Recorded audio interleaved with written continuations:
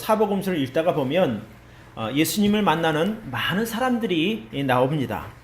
예수님께서는 주로 가난한 자 또는 병든 자 또는 귀신 들린 자 또 세리와 창녀와 같은 죄인들을 찾아가십니다.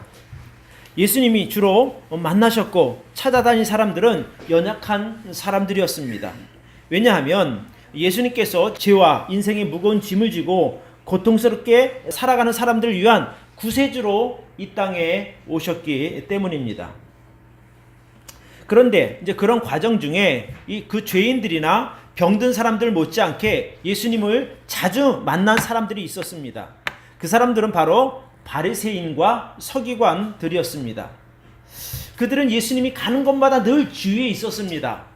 또 예수님 가까이서 예수님의 말씀에 주목했고 또 예수님의 행동을 아주 출시했습니다. 그런데 그럼에도 불구하고 그들은 예수님을 구세주로 만나지 못했습니다. 그들이 예수님의 말씀을 주시했고 귀담아 들었으면서도 구원받지 못한 이유는 그들이 실제적인 예수님의 말씀에 집중한 것이 아니라 그들의 시선은 바로 율법을 통해서 예수님을 판단하려 했기 때문입니다. 그러니까 예수님께서 선포하시는 그 천국 복음을 들으려고 하는 것이 아니라 자기들이 믿고 가르치는 그 율법을 어기고 있는지 아닌지를 판단하는 데 집중하다 보니까 정작 들어야 할 진리의 말씀은 듣지 못한 것입니다. 우리가 사람들과 이렇게 대화를 나누다가 보면 나는 틀림없이 얘기했는데 상대방은 못 들었다고 말하는 적을 가끔 경험할 것입니다. 그게 왜 그러냐면 이 대화를 하다가 보면 상대방은 자기가 원하는 것만 들을 수 있는 거예요. 그 사람의 이야기에 온 신경을 다 열어놓고 받아들이면 다 들을 수 있는데 내가 필요한 것만 들으려고 하니까 다른 이야기가 들리지 않는 것과 같은 것이죠.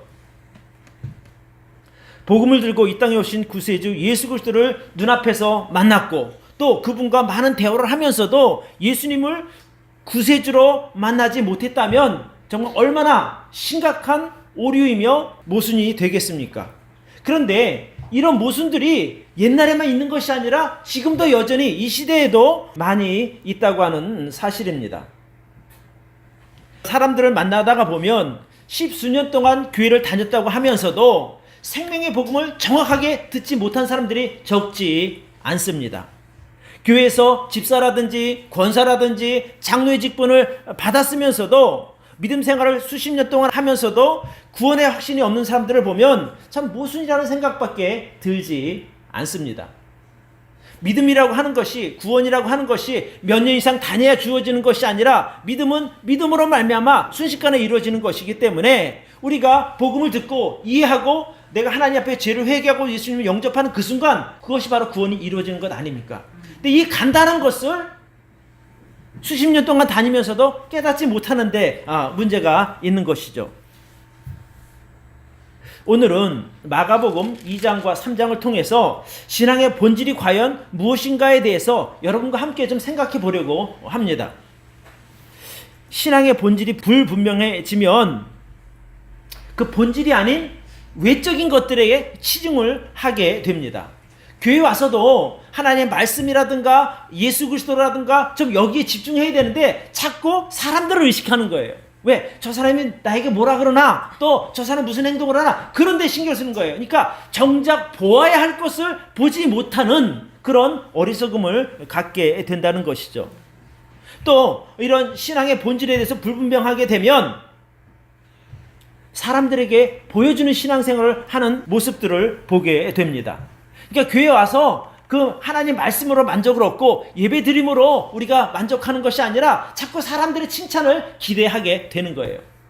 그래서 늘 칭찬해 주지 않으면 뭔가 서운한 마음이 들고 나를 알아주지 않아 뭐 이런 생각을 하게 되는 거예요. 내가 얼마나 열심히 하는데 이렇게. 그러나 우리의 칭찬은 사람들에게 듣는 것이 아니라 바로 주님이요 하나님께 들어야 될 줄로 믿습니다. 그래서 우리가 사람들에게 칭찬을 받을 수는 있지만 사실은 하나님을 기쁘시게 하는 것이 더 옳은 줄로 믿습니다. 그래서 오늘 우리가 신앙생활에 있어서 우리들이 정말 보아야 할 것이 무엇이고 또 들어야 할 것이 무엇이며 버려야 할 것이 무엇인지를 같이 생각해 보도록 하겠습니다. 그래서 오늘 설교 제목을 신앙의 본질을 바라보라 이렇게 정했습니다. 자, 첫 번째입니다. 바른 신앙은 사람이 아닌 예수를 바라보는 것입니다. 여러분, 사람은 무엇에 집중하는 게 따라서 보이는 것도 달라집니다. 내가 누구를 사랑하면 사람이 많이 있어도 그 사람밖에 보이지 않습니다. 다른 사람의 말은 귀에 들어오지도 않는 것이죠. 마가복음 2장은 갈릴리 바다 근처 가버나움 지역에서 사역을 하는 도중에 예수님이 거기 사역을 하시다가 길을 지나가다가 세관에 앉은 그 레위라고 하는 사람을 보게 됩니다. 13절 예수께서 다시 바닷가에 나가심에 무리가 다 나와왔거늘 예수께서 저희를 가르치시니라 이렇게 말씀합니다. 또 지나가시다가 알페오의 아들 레위가 세관에 앉아있는 것을 보시고 저에게 이르시되 나를 좇으라 하시니 일어나 좇으니라. 그러니까 예수님께서 나를 좇으라 라는 이 한마디 말씀으로 레위를 부르셨고, 레위는 예수님의 그 말씀 한마디에 즉각적으로 일어나서 순종해서 예수님의 제자가 됩니다. 그러니까 자기가 가지고 있던 직업, 이거 참 돈이 되는 직업이란 말입니다. 이 세리라고 하는 것이 비록 욕은 먹어도 돈 되는 직업을 미련 없이 버려두고 예수님의 제자로 따라가게 됩니다. 오늘 본문에서는 레위, 알페오의 아들 레위라고 나와 있지만 다른 이름으로는 마태라고 말합니다. 여러분 성경에 보면 마태복음이 있죠? 이 마태가 쓴 것이 바로 마태복음이에요. 이 마태라는 이름은 그가 나중에 예수 그리스도를 만난 후에 예수님께 받은 이름입니다. 그 마태라는 이름에는 하나님의 선물이라고 하는 뜻이 들어 있습니다. 그래서 이제 예수님을 따르게 된 마태가 감사하는 마음으로 예수님을 자기 집으로 초청합니다. 그래서 이제 식사 대접을 하는 겁니다. 그런데 그 식사 자리에 다른 세리들도 많이 있었고 또 죄인들도 함께 했다고 성경은 기록하고 있습니다. 여기서 말하는 이 죄인은 무슨 악한 깡패라든가 강도 같은 이런 죄인이 아니라 바리새인들의 입장에서 볼 때 율법을 지키지 않고 바리새인의 유전을 지키지 않는 사람들을 지칭하는 일반적인 표현, 죄인, 율법을 안 지키는 게 죄인이 아니야, 이런 의미의 죄인들을 말하는 것입니다.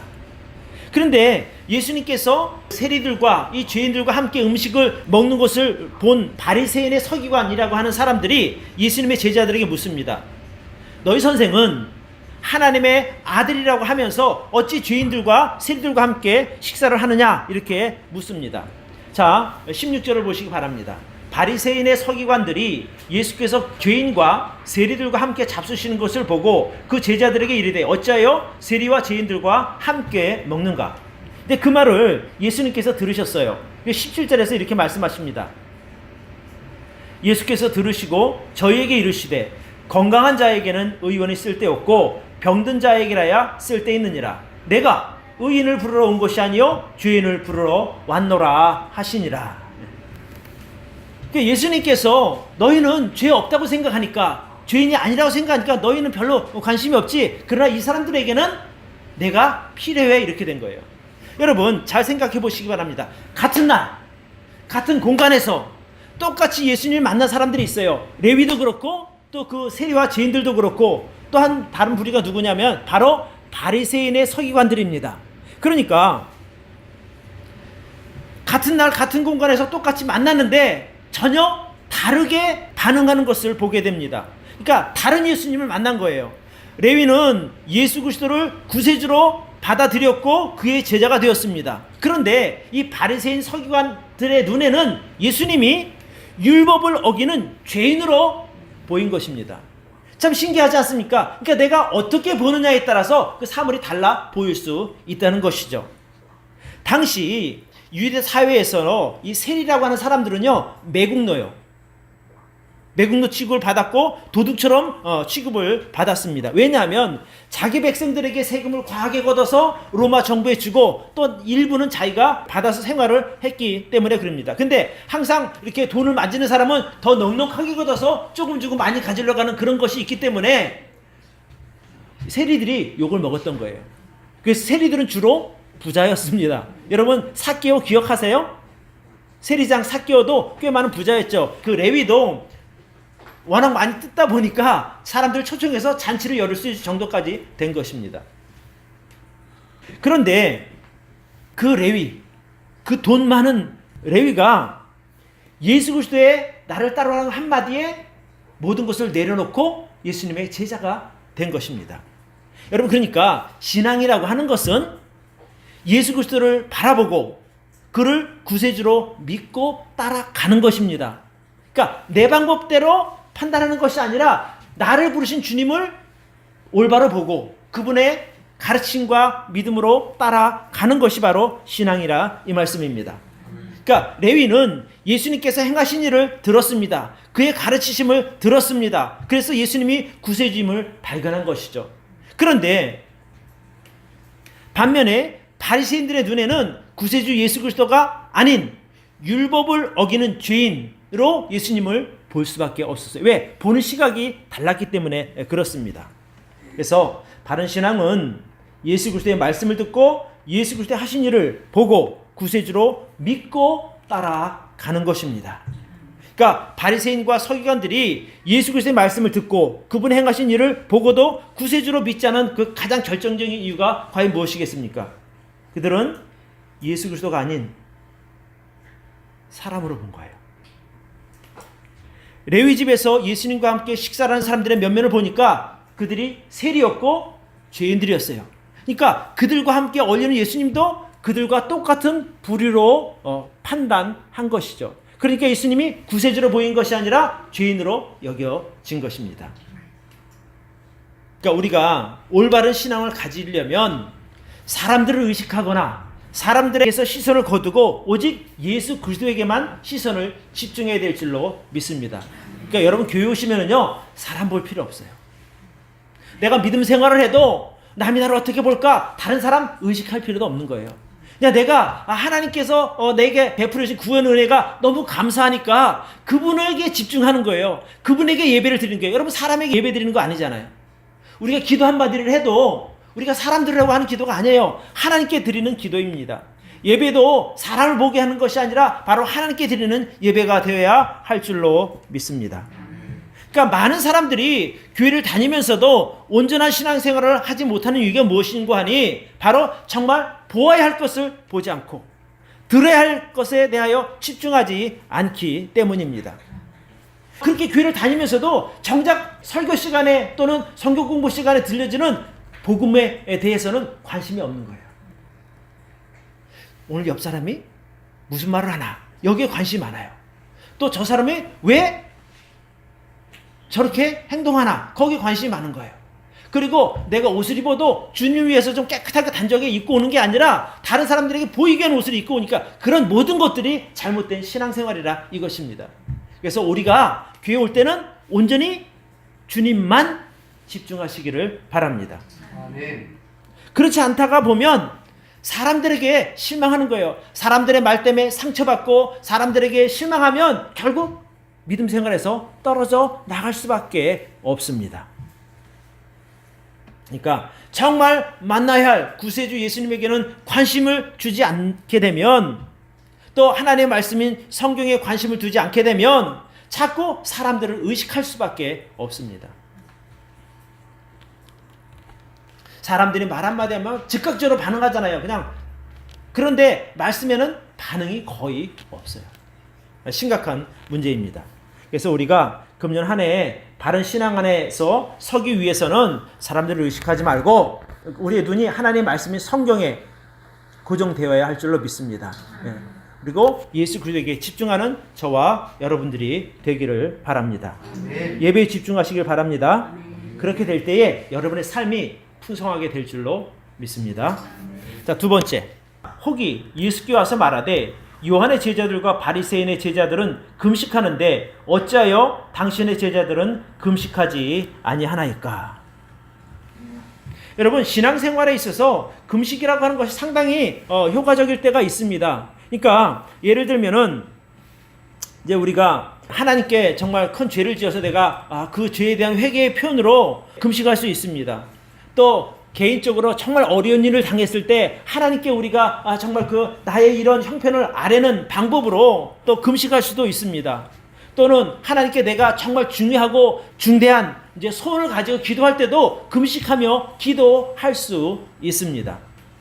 그러니까 원래 율법에서는 1년에 한 번 대속죄일에 금식했었어요. 금식하라고 명령하고 있습니다.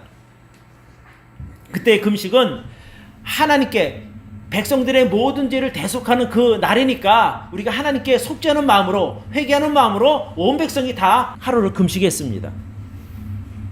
그러던 것이 이제 신약 시대에는 일주일에 2번 금식하는 것으로 이제 바뀌게 되었어요. 왜 2번 금식을 하게 됐는 거 아니? 이제 바리새인들이 이제 율법을 연구하다 보니까 모세가 시내 산으로 율법을 받으려고 올라갔던 날이 월요일이었고 둘째 날이었고 또 내려온 날이 5째 날이라는 거예요. 그래서 둘째 날인 월요일, 5째 날인 목요일에 그들이 이제 정해놓고 금식을 한 거예요. 여러분 성경에 보면 내가 1회에 2번 금식한다 그런 내용이 나오거든요. 그것을 의미하는 겁니다. 여러분 18절에 예수님께서 그 말씀을 하시면서 이렇게 말씀하셔요. 19절을 보시기 바랍니다. 예수께서 저희에게 이르시되 혼인집 손님들이 신랑과 함께 있을 때에 금식할 수 있느냐? 신랑과 함께 있을 동안에는 금식할 수 없나니 그러나 신랑을 빼앗길 날이 이르리니 그날에는 금식할 것이니라. 요한의 제자들과 바리새인의 제자들은 금식하는데 왜 당신의 제자들은 이 중요한 금식을 하지 않습니까? 이렇게 물었을 때 예수님께서 그렇게 말씀하신 거예요. 야, 잔치집에서 누가 금식해? 예수님이 자신을 신랑으로 표현한 거예요. 그동안 사람들이 기다려왔던 그 메시아잖아요. 그 메시아가 오셨으니 얼마나 기쁘냐는 거예요. 잔치 같은 날에 금식할 이유가 없다는 것이죠. 그러니까 당시 바리새인들은 왜 금식을 했냐면 뭔가 좀 경건해 보이기 위한 거예요. 경건해 보이기 위한. 또 이 침례 요한의 제자들은 왜 금식을 했는 거 아니? 그들은 죄를 슬퍼하고 오실 메시아를 준비하기 위한 징표로 금식의 생활을 했던 겁니다. 그런데 지금 너희가 그렇게 기다리는 그 메시아가 너희 앞에 와 있지 않느냐? 그래 너 이제 금식을 멈춰도 된다 이 말입니다. 여기 보면 이렇게 나와요. 요한의 제자들과 바리새인들이 금식하고 있는지라 혹이, 그러니까 어떤 한 사람이 와서 예수님께 묻는 거예요. 근데 여기 이 내용이 마태복음에 보면 요한의 제자라고 분명히 말하고 있는 거예요. 그러니까 요한의 제자들이라고 하는 사람들은 자기 죄를 회개하고 메시아를 기다리기 위해서 금식한다 그랬잖아요. 너희 기다리는 그 메시아가 바로 나다. 내가 왔으니 무슨 금식을 하느냐? 이제 이런 말씀입니다. 그러니까 이때 당시 바리새인들이나 요한의 제자들은 금식이에요. 이거 해야만 경건한 사람이고 이거 해야만 믿음이 좋은 사람인 거예요. 근데 진짜 중요한 예수님이 자기들 앞에 나타났는데 그 예수님을 몰라본 거죠. 그러니까 형식에 얽매이다가 보면 진짜 중요한 그 핵심을 놓치게 된다는 거예요. 그 금식을 지나치게 강조하다가 보니까 금식의 대상이요, 금식의 목적이었던 메시아 예수님을 만났으면서도 깨닫지 못했다는 것이죠. 그래서 신앙의 본질은 형식이라든지 전통을 통해서 얻을 수 없는 겁니다. 여러분 신앙의 본질이 누구이십니까? 바로 진리신 예수 그리스도가 되십니다. 그러면서 예수님께서 이제 이런 말씀을 하셔요. 21절을 보시기 바랍니다. 생배 조각을 낡은 옷에 붙이는 자가 없나니 만일 그렇게 하면 기운 새 것이 낡은 그것을 당기어 헤어짐이 더하게 되느니라. 신앙의 본체인 메시아인 자기를 만나고도 그 진리를 깨닫지 못하는 그 침례 요한의 제자들에게 말씀하시는 거예요. 생배, 그러니까 새로 이렇게 짠 그 배 조각을 오래된 그 배옷에게 연결하지 않는다는 게 왜? 전체적으로 다 같이 늘어지면 괜찮은데 새 거는 탱탱하잖아요. 그 탱탱한 것 때문에 다른 부분이 오히려 헤어지기 때문에 그렇게 연결하지 않지 않느냐. 그러니까 뭐라 그래요? 새 것을 옛 것과 함께하지 않게 하라 이 말입니다. 그러니까 새 것이 뭐예요? 바로 율법이 아닌 예수님의 그 사랑의 법을 말하는 것입니다. 자, 계속해서 봅니다. 22절. 새 포도주를 낡은 가죽 부대에 넣는 자가 없나니 만일 그렇게 하면 새 포도주가 부대를 터뜨려 포도주와 부대를 버리게 되느니라. 오직 새 포도주는 새 부대에 넣느니라 하시니라 이렇게 말합니다. 여러분, 그러니까 원래 그 포도주를 담가놓으면 그 포도주 주머니가 이렇게 늘어나잖아요. 근데 새 거는 발효하는 게 많기 때문에 오래된 것들은 터져버리고 마는 거예요. 그러니까 새 술은 새 부대에 이 말이 나온 거예요. 직접적으로는 포도주에 대한 얘기지만 간접적으로는 너희가 믿는 그 율법은 이제 옛 것이 되었다. 새로운 복음인 나를 받아들여라. 이제 이 말씀입니다. 그래서 문제는 지금도 많은 사람들이 지금 교회 시대 아닙니까? 이미 예수님께서 2000년에 오셔서 십자가에서 죽으시고 부활하심으로 율법의 모든 것들이 이제 폐하여지고 이제 새로운 사랑의 계명을 실천할 시대가 되었음에도 불구하고 여전히 옛날에 율법적인 사고 속에 머물러 있는 사람들이 많다는 데 문제가 있습니다. 참 안타까운 일이죠. 구약의 율법을 지킴으로 구원받는 것이 아닙니다. 그래서 우리가 십계명을 지켜야 구원이 있는 게 아니고 율법대로 살아야 구원이 있는 것이 아니고 그 율법의 모든 것들을 다 안고 가신 십자가에서 죽으시고 부활하신 예수 그리스도를 말미암아 구원을 얻는 거예요. 아멘. 그런데도 불구하고 지금 여전히 많은 교회에서 그 십계명 구약의 율법을 그리스도인의 윤리 규정으로 가르치는 거예요. 안 해요. 그러나 그렇지 않습니다. 우리가 구약을 지켜야 하는 것이 아니라 우리는 구약 율법을 지키는 것이 아니라 예수님께서 새롭게 주신 새 계명 사랑의 법을 지켜야 할 줄로 믿습니다. 제가 예를 들어서 말씀을 드릴게요. 마태복음 5장을 펴시기 바랍니다. 5장 21절이네요. 옛사람에게 말한 바, 그러니까 이게 구약의 율법을 말합니다. 옛사람에게 말한 바 살인치 말라. 누구든지 살인하면 심판을 받게 되리라 하였다는 것을 너희가 들었으나 나는 너희에게 이르노니 형제에게 노하는 자마다 심판을 받게 되고 형제를 대하여 라가 바보라고 하는 자는 공회에 잡히게 되고 미련한 놈이라고 하는 자는 지옥불에 들어가게 되니라. 이렇게. 그러니까 옛날에는 너희가 살인하지 말라 그것만 지켜도 너희가 옳다라고 이제 구약에서는 인정을 받았는데 예수님은 뭐라고 말씀하십니까? 형제에 대하여 바보 같은 사람 또는 노하는 사람은 다 심판을 받는다는 거예요. 근데 기준이 얼마나 강화가 된 것입니까? 그러니까 살인하지 않아서 살인죄를 짓는 것이 아니라 미워만 해도 살인죄를 짓는 것과 같다고 요한일서에서 말씀하고 있는 거예요. 그러니까 기준 자체가 구약의 기준보다 훨씬 더 강화된 기준을 예수님께서는 우리에게 요구하시는 거예요. 또 이렇게 말합니다. 27절을 보시기 바랍니다. 또 간음치 말라 하였다는 것을 너희가 들었으나 구약율법에 간음하지 말라고 말씀하고 있죠. 나는 너희에게 이르노니 여자를 보고 음욕을 품은 자마다 이미 마음에 간음하였느니라. 그러니까 옛날에는 내가 여자와 불륜을 하지 않으면 나는 선한 사람이었어요. 근데 예수님이 뭐라고 말씀하시는 거 아니? 여자를 보고 음욕을 품는 자마다 이미 간음한 것과 같다라고 말씀하신 거예요. 그러니까 구약과 비교할 수 없는 정말 그 높은 윤리가 요구되는 거예요. 그러니까 율법을 지켜야 되냐? 이 수준은 너무나 낮은 것이기 때문에 언급할 가치조차 없는 거예요. 당연히 그렇게 해야 하고 그보다 더 높은 윤리 규정인 사랑의 법을 우리는 실천해야 할 사람들입니다. 예전에는 내가 도둑질하면 저는 옳은 사람이었어요. 근데 이제는 예수님 뭐라고 말씀하시는 거 아니? 남의 물건을 보고 그것을 갖고자 하는 욕심만 가져도 이미 넌 도둑질한 것과 같다는 거죠. 그러니 얼마나 강화된 윤리 규정입니까? 나 착해. 그러니까 바리새인들이 생각할 때 나 도둑질 안 했어. 나 간음하지 않았어. 나 안식을 잘 지켰어. 그러니까 나는 의인이야. 이렇게 된 거예요. 그러니까 예수님이 오셨어도 그 예수님을 구세주로 받아들이지 않은 거예요. 그 오신 예수님조차 그들은 죄인으로 여겼기 때문입니다. 근데 진짜 죄인이 누구냐? 바로 하나님을 말씀을 인정하지 않는 그들이 죄인인 것입니다. 그러니까 지금도 적지 않은 교회 세례 문답을 할 때 보니까 십계명이 기독교인의 윤리 규정이라고 아예 정해놨단 말이죠. 근데 그렇지 않습니다. 우리는 십계명이 아니라 바로 세계명인 예수 그리스도의 사랑의 법을 우리가 준수해야 될 줄로 믿습니다. 그렇잖아요. 그게 우리가 믿어야 할 삶의 기준인 거예요. 그러니까 그렇게 가르치다 보니까 성도들이 그 율법적인 사고의 틀에서 벗어나지 못하는 거예요. 우리가 율법도 지켜야 되고 다 늘 그런 생각 가운데 살아가니까 맨날 남들 판단하게 되는 거고 맨날 와서 제사 드리고 여기 제사 드리는 것이 아니라 내가 말씀드려요. 여기는 예배 드리는 곳이라니까요. 우리가 예배를 드리거나 제사를 드려서 구원을 얻는 것이 아니라 이미 받은 구원이 감사하니까 와서 예배를 드리는 줄로 저는 믿습니다. 예수님께서 말씀하시는 거예요. 그러니까 이 생배 막 지금 조직한 그 새로운 그 배를 낡은 옷에 갖다 붙이는 사람은 어리석은 사람이라는 거예요. 그러니까 우리가 예수 그리스도 말미암아 구원받은 이 정말 놀라운 구원의 은혜를 옛날 율법에 갖다가 붙이면 우리가 미련한 사람이라는 거예요. 어리석은 사람이라는 거예요. 우리는 우리가 지켜야 할 사랑의 법 새 계명이 있음을 믿습니다.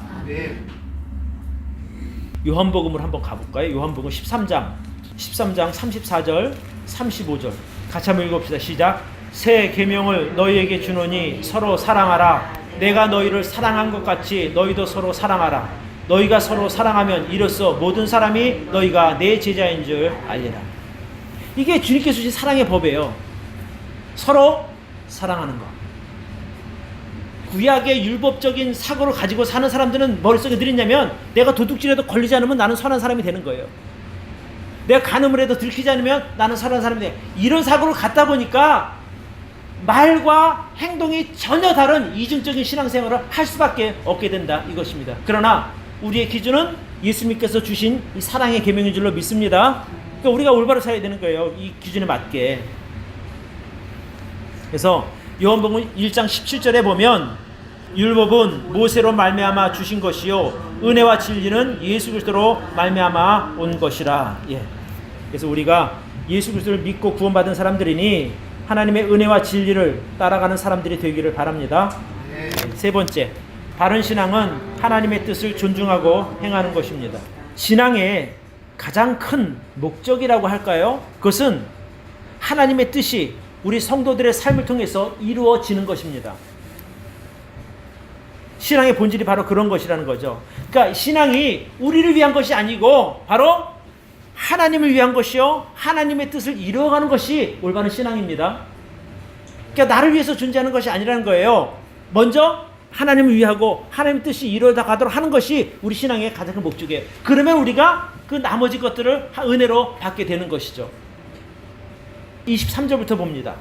어느 안식일이었습니다. 안식일에 예수께서 밀밭 사이로 지나가실새 그 제자들이 길을 열며 이삭을 자르니 바리새인들이 예수께 말하되 보시오 저희가 어찌하여 안식일에 하지 못할 일을 하나이까 이렇게 말합니다.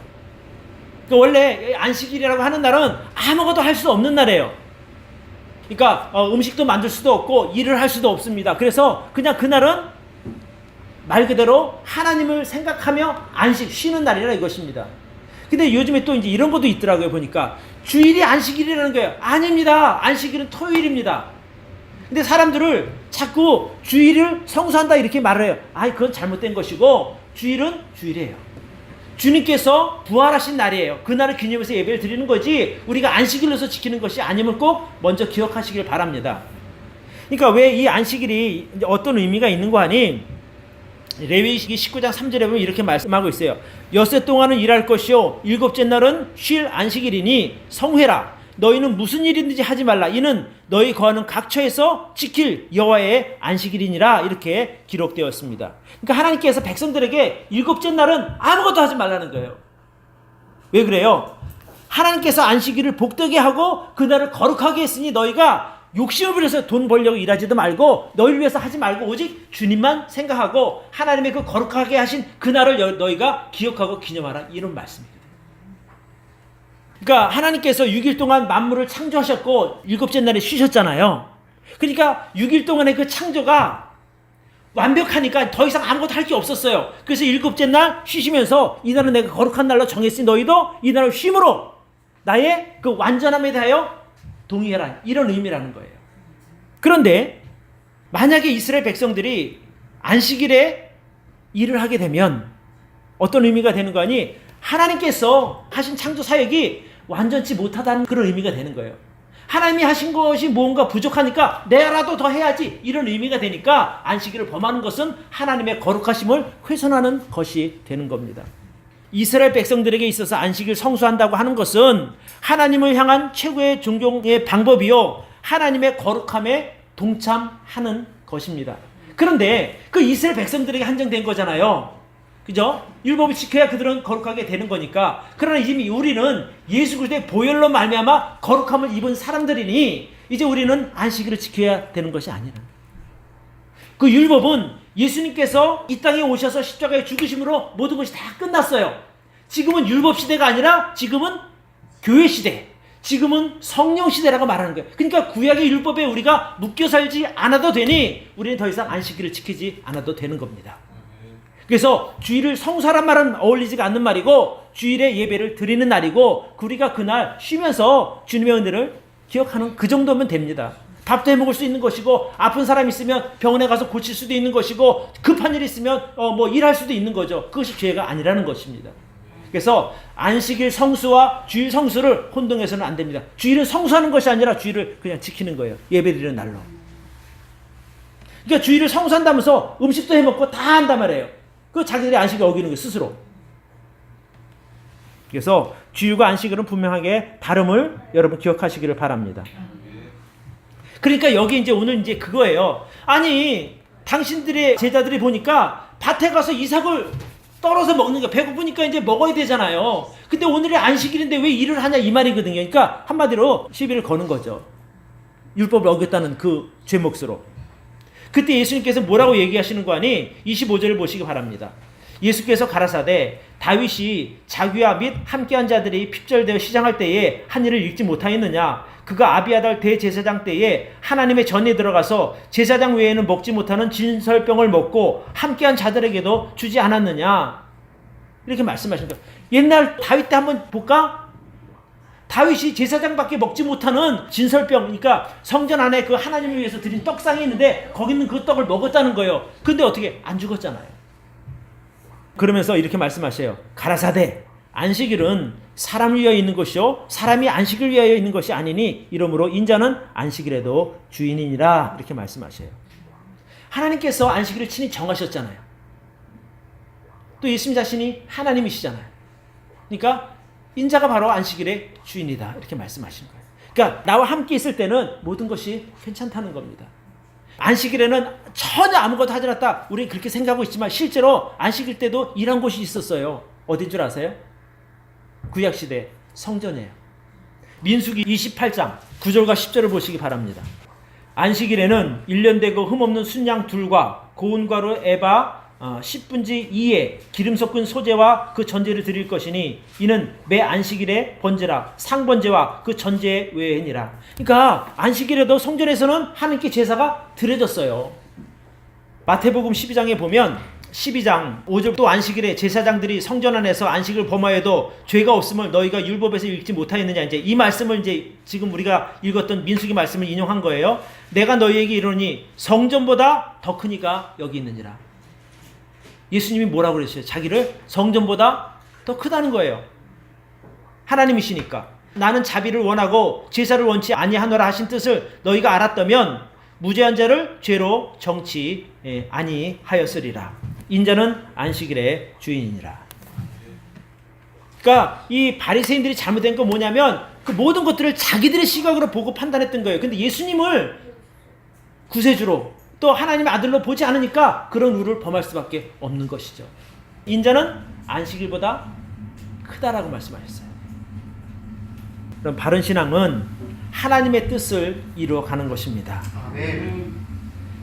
예수님께서는 그런 하나님의 뜻을 아시고 그 일을 이루시기 위해서 이 땅에 오신 분입니다. 그런데 바리새인들은 자기들의 생각으로 예수님을 판단한 것이죠. 그러니까 하나님은 어떤 분이에요? 안식일에도 자비를 베푸시는 분이에요. 아픈 사람이 있으면 고쳐주고 배고픈 사람이 있으면 먹였다는 것입니다. 그게 바로 하나님의 마음인 것입니다. 그래서 호세아서 6장 6절에 나는 인애를 원하고 제사를 원하지 아니하며 번제보다 하나님 아는 것을 원하노라. 하나님께서 원하신 뜻이 무엇입니까? 바로 모든 사람들이 하나님 온전히 알기를 바랍니다. 마가복음 3장을 봅니다. 예수께서 다시 회당에 들어가시니 한편 손마른 사람이 거기 있는지라. 사람들이 예수를 송사하여 고발하라 하여 안식일에 그 사람을 고치는가 엿보거늘 예수께서 손마른 사람들에게 이르시되 한가운데 일어서라 하시고 저희에게 자기를 이렇게 엿보는 사람들에게 이르시되 안식일에 선을 행하는 것과 악을 행하는 것, 생명을 구하는 것과 죽이는 것 어느 것이 옳으냐 이렇게 묻습니다. 그러니까 예수님이 저 사람을 고치나 안 고치나 이제 노려보고 있는 거예요. 엿보고 있는 거예요. 그때 그 손마른 사람 일어나라 해서 물어보십니다. 자, 내가 안식일에 선을 행하는 것과 악을 행하는 것 어떤 것이나 생명을 구하는 것이나 아니면 죽이는 것이나 어떤 것이나 말 좀 해봐. 이제 이렇게 말씀하신 거예요. 그러니까 저희가 아무 소리 안 한 거예요. 5절 저희 마음의 완악함을 근심하사 노하심으로 저희를 둘러보시고 그 사람에게 이르시되 내 손을 내밀라 하시니 그가 내밀매 그 손이 회복되었더라. 예수님께서 안식일에도 병든 사람의 그 병든 몸을 고쳐 주셨습니다. 이게 바로 하나님의 뜻입니다. 하나님의 자비하심은 하나님의 은혜는 법을 초월합니다. 그러니까 원래 율법대로 하면 그 사람은 고침을 받지 못했어야 되는데 그러나 그 법을 초월하신 하나님의 자비와 능력 때문에 하나님께서 그의 병을 고쳐 주셨습니다. 사람들은 법을 따집니다. 이것이 잘 됐네 잘못됐네 따지지만 하나님 법을 초월해서 사람들에게 은혜를 베풀어 주시는 분임을 꼭 기억하시기를 바랍니다. 그러니까 오늘이 우리가 거룩하게 여기는 날이긴 하지만 성수하는 날은 아님을 꼭 기억하시고 오늘 이 시간에도 하나님의 은혜가 여러분의 삶 가운데 임할 줄로 믿습니다. 우리가 하나님께서 우리를 보실 때 우리를 불쌍하게 여기시고 우리의 모든 필요를 공급해 주실 줄로 믿습니다. 그러니까 여러분 몸이 아프시면 하나님 내 몸 낫게 해달라고 기도하시길 바라요. 여러분 고민하는 문제가 있으면 하나님 이 문제 해결해 달라고 기도하시길 바라요. 오늘 여기 안식일에 예수님께서 정말 한 손 마른 자 그 사람의 손을 펴주신 것처럼 여러분의 그 고민하는 문제, 여러분의 그 아픈 몸, 여러분의 그 여러 가지 풀지 못하는 어려운 문제도 주님께서 해결해 주실 줄로 믿습니다. 그것을 믿음으로 받아들이시기 바랍니다. 그러니까 우리가 좀 생각을 바꿔야 할 것이 무엇인가 하니 바른 신앙이라고 하는 것이 하나님의 뜻을 존중하고 행하는 것입니다. 그것을 우리가 믿는다면 우리가 우리에게 임하신 하나님의 은혜를 생각하고 내 생각 버리고 내 기준에서 벗어나서 하나님의 뜻을 존중하며 따라가야 될 줄로 믿습니다. 결국에 신앙생활의 핵심 중에 핵심이 무엇이냐? 우리의 믿음을 통해서 하나님의 뜻을 이루어가는 거예요. 하나님의 뜻이 무엇입니까? 우리가 금년에 하나님의 뜻을 받아들인 것은 바로 서로 사랑하는 것입니다. 그죠? 네. 우리가 가족들 서로 간에 사랑해야 하고 성도 간에 서로 사랑하고 이 교회를 사랑하는 것이 바로 하나님의 뜻이라고 저는 믿습니다. 그래서 우리가 서로 사랑합시다. 또 하나님도 사랑하고 교회도 사랑하고 가족도 더 많이 사랑하시길 바라요. 교회는 사랑하는데 가족 사랑 안 하면 안 돼. 가족 더 많이 사랑하고 교회도 더 많이 사랑하시는 저와 여러분들이 되기를 바랍니다. 그래서 우리가 이런 하나님의 뜻을 깨닫고 실천할 때에 올바른 신앙 위에 서게 될 줄로 믿습니다. 그러니까 다른 것들 이렇게 시선을 빼앗기지 마시고 오직 주님만 바라보시기를 바랍니다. 그죠? 또 하나님의 뜻을 발견하시기를 바랍니다. 그분의 뜻에 따라 참 우리가 기꺼이 순종하고 따라가는 귀한 바른 믿음의 신앙을 가진 저와 여러분들이 되기를 축복합니다. 기도하겠습니다.